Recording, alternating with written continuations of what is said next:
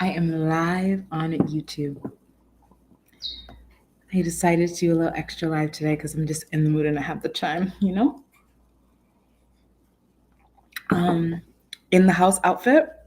This dress is from a local boutique internet, but the brand of itself is I can't remember. I want to say it was called Fade. I'll share it with you all in the description.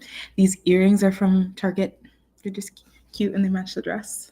And this I picked up in Target as well. It's upside down now. Anyway, this is my in the house on a Sunday night look.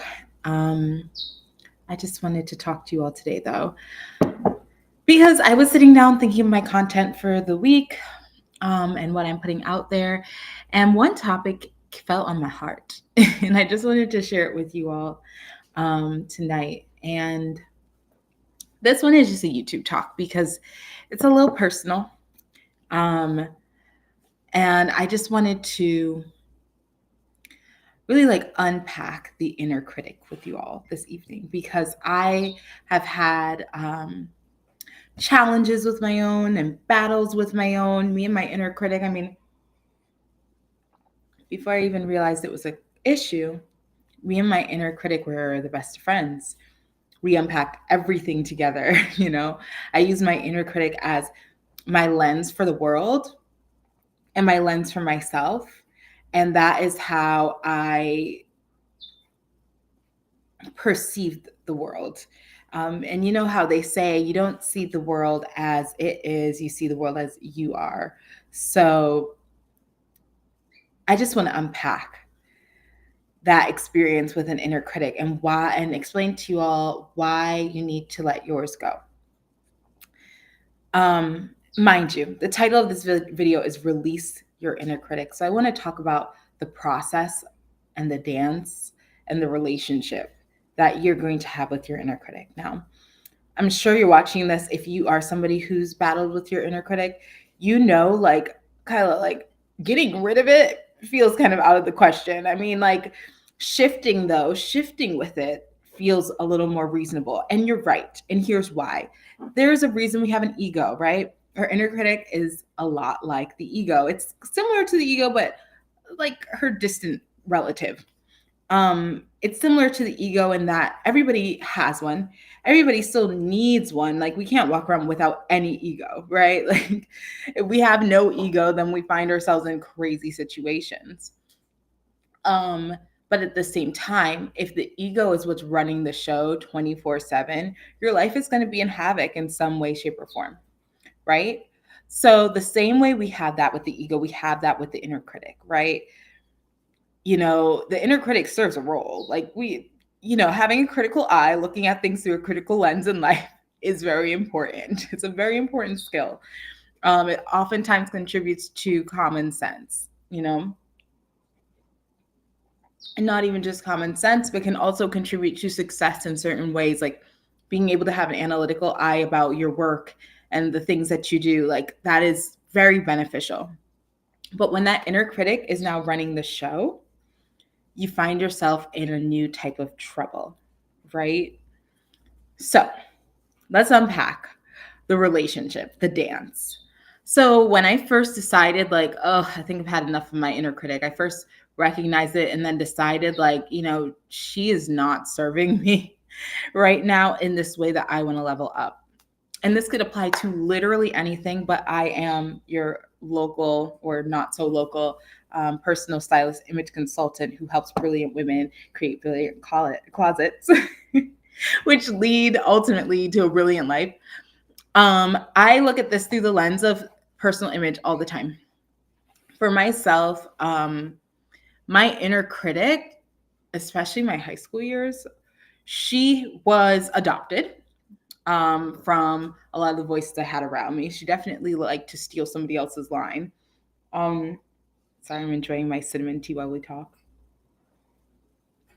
My inner critic, she told me like I'm not enough, pretty much, and like things that go wrong in my life are simply happening to me because of my worthiness. And there's all sorts of reasons for that. We could go down a rabbit hole about, traumas and experiences and things we picked up from others and generational curses and all sorts of stuff. But at the end of the day, I had to live day in, day out with this critic, and I needed to find a way to just get her in check so that the other parts of myself, because I'm not 100% my inner critic, so that those other parts of myself can live and breathe and explore. So if that sounds familiar to you at all, just pop it in the chat or leave a comment below. Like, have you ever been in the place, or have you ever found yourself in a place where you're like, wow, I just need my inner critic to take a step back, because I have other parts of me that aren't even getting the chance to shine because she's kind of becoming the bully around here. So, like I mentioned before, the inner critic, she has a purpose, but she's not meant to run your show. She's not meant to call the shots. She should not be holding the steering wheel of the car. Just like fear. Fear and your inner critic are also very similar, because I'm sure you've heard of Brene Brown and vulnerability. A lot of the time she says, that fear, we're not just like getting rid of it and evicting it and never seeing it again. What we're doing is saying, okay, fear, I'm going to go on this trip in the car. If you would like to come, you're welcome to join, but you need to sit in the back seat. And that's a healthier relationship with fear. Should also mirror the relationship you have with your inner critic. Yes, inner critic, we're going on this mission. We're going to try this new thing. We're going to change up our outfits. We're going to change up our hair. We're going to change up our makeup. We're going to feel good about the way we look every day. And you are allowed to come on that journey with us, but you don't get to drive the car.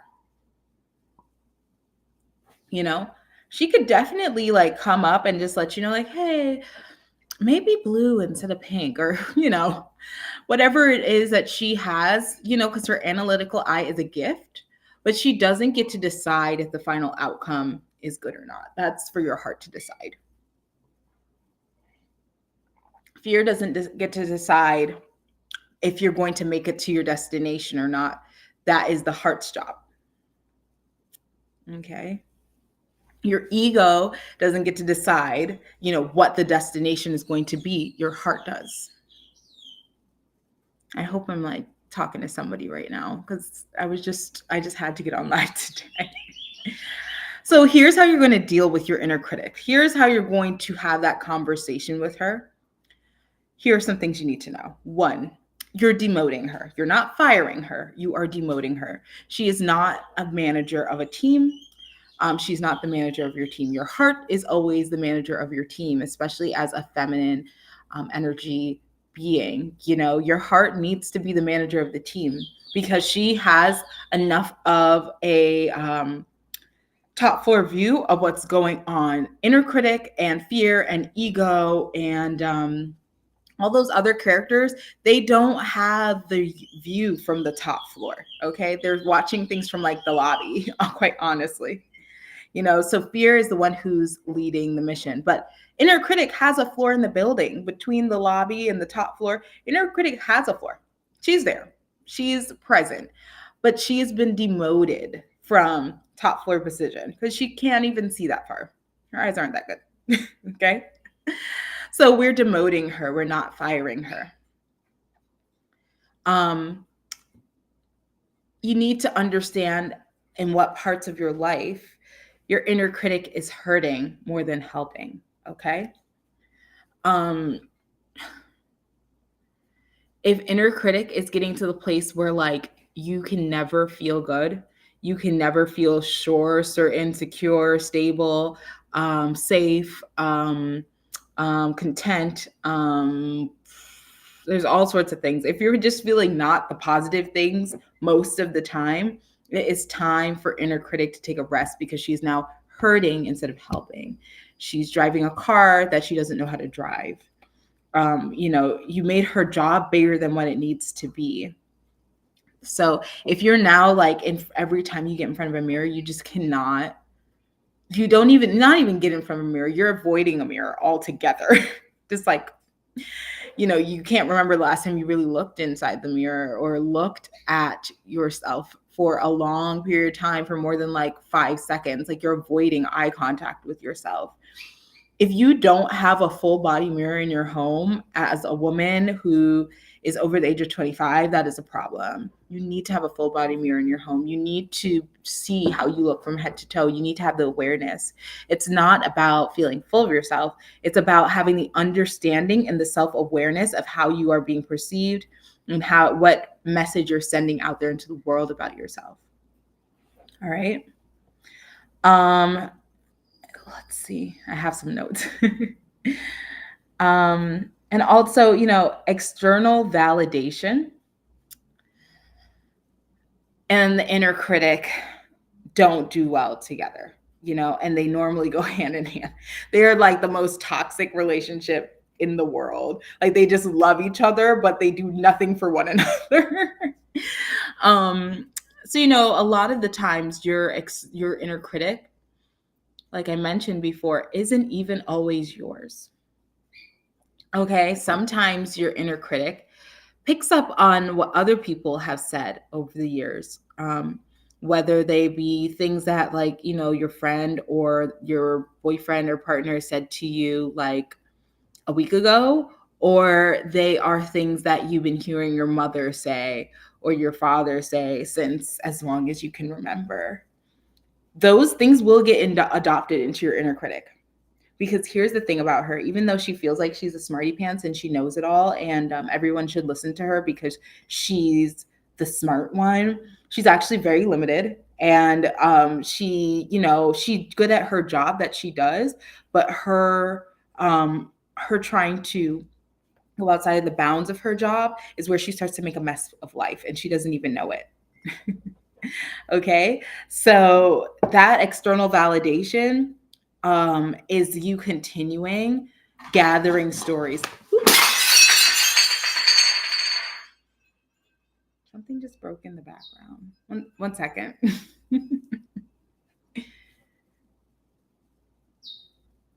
All right, show must go on. So, and my ring light dropped. I think there's someone out there who's not happy with what I just said, or maybe someone's really happy with what I just said. But yes, so you don't want to be adopting people's wounds. Wounds are contagious, okay? Wounds are contagious. External validation is just a way for wounds to pass from one host to another host. And here's the things about those wounds. They stay with their host, and then they want another host and another host and another host, like a virus. And they get passed through validation, needing to be okay in people's eyes who may not even be okay with themselves, probably aren't really that okay with themselves. And whether you know it because you've seen it or not, everybody has their own crap, So hoping that what you're doing in your life, when your inner critic was driving the car, she is constantly watching what this car is doing, what that car is doing, what another person mentioned to her at the gas station when she was filling up the gas, listening to the radio and just taking in everything that people are trying to say she should and shouldn't feel, or should and shouldn't buy, or should and shouldn't look like. All of that stuff makes the inner critic a bad driver. She can't focus past comparison and contrasting and trying to rank, and all of that stuff is just not good for the inner critic. Okay, it's not good for you. So all in all, I'm gonna clean up this glass now, but what goes on with the inner critic is not your burden to bear 24/7. You can ask her for advice, but she's not running the show. I've had many clients come to me in the state of their inner critic running the show.